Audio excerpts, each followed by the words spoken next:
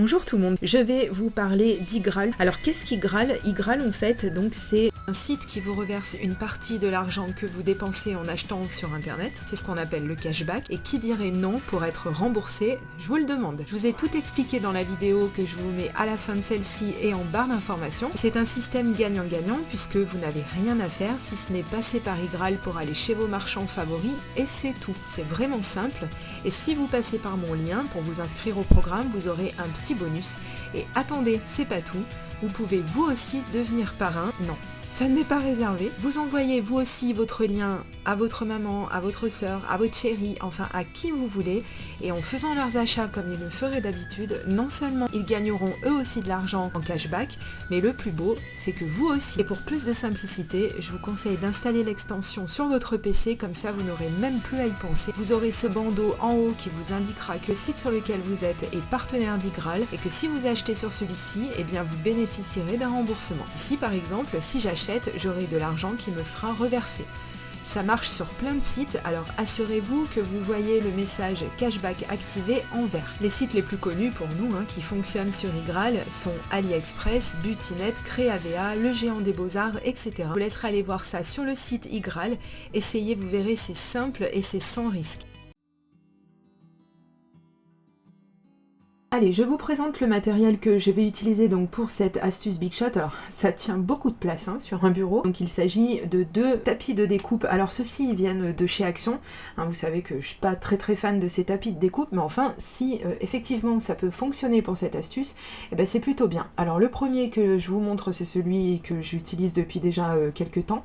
Et donc, celui de dessous, c'est le nouveau. Et donc, je vais utiliser le tapis de découpe. Vous l'aurez peut-être compris, donc pour remplacer les plaques de ma Big Shot qui sont quand même assez fatiguées. Celle-ci, c'est celle que j'utilise en général dessus, donc c'est pour ça qu'elle est un petit peu moins abîmée que l'autre. Par contre, vous voyez qu'elle est quand même toujours bien plate parce que j'ai trouvé des astuces que je vous ai présentées dans une vidéo que je vous remettrai sous celle-ci si vous voulez, et donc dans laquelle en fait je vous explique comment garder des plaques bien plates. Et donc je vais commencer à prendre les mesures, mais le petit souci, si tant est que ça en soit vraiment un, c'est que en fait quand on les place côte à côte, eh bien il va manquer quelques centimètres comme je suis en train de vous le montrer. Donc on n'aura pas forcément la possibilité de découper 4 plaques dans un seul tapis, mais au pire, on en rachète un parce qu'à 1,99 €, si ça fait l'affaire, effectivement, et ben vraiment ça vaut le coup. Et donc je vous montre justement l'autre plaque qui, elle, est la plaque de dessous. Et alors celle-là, elle a morflé. Celle-là, je vais pouvoir l'envoyer à la retraite dès que faire se peut parce que vraiment, elle a bien travaillé.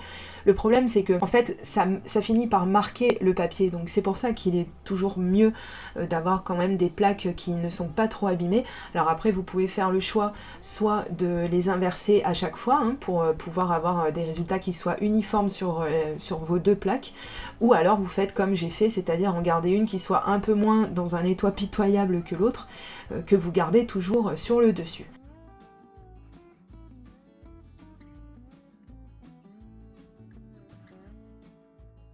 Vous avez pu voir pendant que je discute, alors pensez bien que dessous ce tapis que vous voyez à l'écran, eh bien il y a mon autre tapis de découpe, de façon à ce que je ne découpe pas mon plan de travail, parce que là ça m'aurait mis un petit peu les nerfs bien sûr. Et je vous conseille d'y aller doucement, ne cherchez pas, même si vous avez un cutter qui soit très bien aiguisé, ne cherchez pas à arriver à faire la coupe en une fois, vous n'y arriverez pas de toute façon, et vous risquez de vous blesser, donc faites bien attention. Et donc j'ai passé plusieurs fois et j'ai coupé de toute façon au montage parce que j'ai dû y aller, je sais pas, peut-être une quinzaine de fois avec mon cutter, et on peut voir en fait que l'arrière n'a aucune trace, rien du tout, même si on appuie. Donc ce que j'ai décidé de faire, j'ai dit allez, perdu pour perdu de toute façon, et crac, j'ai plié mes 2 parties, et enfin ma partie en 2, et bon, alors, ça surprend un petit peu, ça secoue, mais en attendant c'est très efficace, et la coupe est bien droite en fait, ça se casse très bien, et j'ai vérifié au niveau de l'épaisseur, il faut vraiment 2 parties pour avoir l'épaisseur à peu près d'une plaque traditionnelle de Big Shot. Donc bon, franchement à cette étape-là, je ne suis pas certaine que ça va vraiment fonctionner. Donc j'ai vu des vidéos qui expliquent un petit peu comment faire, hein. Bien entendu je n'ai absolument rien inventé, et puis les personnes qui ont fait les vidéos, voilà, elles se sont certainement inspirées d'autres personnes qui ont fait des vidéos, donc de toute façon voilà, on ne fait que transmettre son savoir, hein, quelque part, c'est très rare qu'on arrive encore à inventer des choses, hein. Mais bon bref, tout ça pour dire que je fais mes petites expérimentations avec seulement une plaque dessous, une plaque dessus, donc je m'aperçois tout de suite que la résistance n'est pas du tout au rendez-vous et qu'il va falloir que je rajoute une plaque. J'ai rajouté une épaisseur et la résistance n'était pas du tout au rendez-vous non plus, donc j'en rajoute une quatrième, et là par contre ça résiste bien, et ça résiste tellement bien que je me dis arrête parce que là tu cours au drame, là tu vas faire une boulette, donc j'ai retiré la quatrième plaque, et parce qu'en fait c'était beaucoup trop épais pour le système, donc il faut savoir que moi j'ai la Big Shot première génération, elle est très vieille, elle fonctionne encore un petit peu, mais je sens quand même qu'il y a des moments, il faut que j'aide les rouleaux à l'intérieur parce que sinon j'ai pas un résultat qui soit vraiment super, donc peut-être que vous, en fait, si vous faites cette expérience, eh bien ça va fonctionner chez vous si vous avez des Big Shots qui sont un petit peu plus récentes peut-être, mais encore une fois, il faut que ça résiste, mais pas trop non plus, et si vous connaissez votre matériel, vous savez très bien à quel moment il faut arrêter et ne pas insister, parce que c'est quand même du matériel qui coûte hyper cher, donc si on peut éviter de tout casser, donc allez-y mollo, soyez à l'écoute de votre machine, c'est un bon conseil que je vous donne, parce que voilà, sinon vous allez vous en mordre les doigts pour avoir voulu économiser sur le remplacement des plaques qui, somme toute, ne sont pas non plus à 50 €, faut pas exagérer. Mais bon, là c'est vrai qu'avec le tapis, si ça peut fonctionner, bah tant mieux. Et comme on le voit, eh bien c'est le cas. Ça a vraiment fait une super découpe et je n'ai rien eu à rajouter hein, par rapport aux épaisseurs. Et vous voyez, ça a très bien découpé. Bon, c'est pas non plus un die de folie, hein. Je crois que celui-ci, il vient de chez Action, ou enfin, c'est vraiment pas un die de grande marque. Et ça a plutôt bien fonctionné. Et je vous montre également, de toute façon, ça, faut vous y attendre, hein, que ce soit avec des plaques en plexiglas ou que ce soit avec les tapis de découpe. On va se retrouver évidemment avec une surface marquée, et c'est tout à fait logique puisque les dies sont des choses qui coupent, donc voilà, ça coupe pas quand on les touche, hein, pour les personnes qui ne sauraient pas de quoi je parle, mais en tout cas ça coupe le papier et d'autres matières.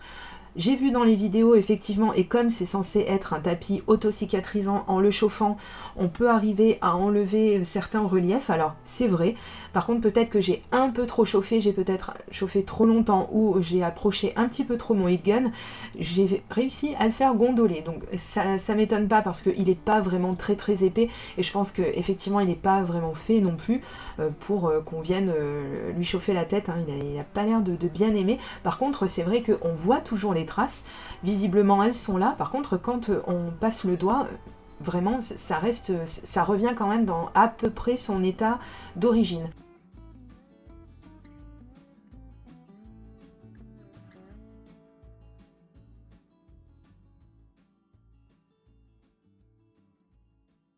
Je vous montre côte à côte deux plaques, une qui a servi et l'autre qui n'a pas servi, donc vous voyez, on a des traces, mais enfin il n'y a encore rien de dramatique. Et comme personnellement j'utilise pas mal les classeurs d'embossage, j'avais très envie d'essayer pour voir si effectivement la technique allait fonctionner. Il n'y a pas de raison que ça ne fonctionne pas d'ailleurs, mais en fait maintenant ce que je vais faire pour vous dire toute la vérité, c'est que je vais utiliser une plaque de ma Big Shot et je vais utiliser deux bouts de tapis de découpe en fait, parce que c'est là où j'obtiens les meilleurs résultats.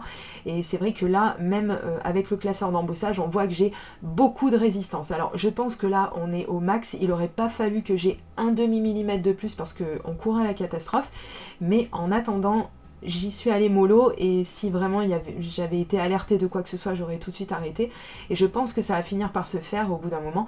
Mais alors là on se retrouve avec un résultat, l'embossage est parfait, il est super marqué, et vraiment ça faisait très longtemps que je n'avais pas eu des résultats aussi profonds, et je trouve ça vraiment super, au moins pour les classeurs d'embossage. Après franchement ça a fonctionné aussi pour la découpe, mais au moins je vous ai montré un petit peu quand on utilise aussi avec les classeurs d'embossage.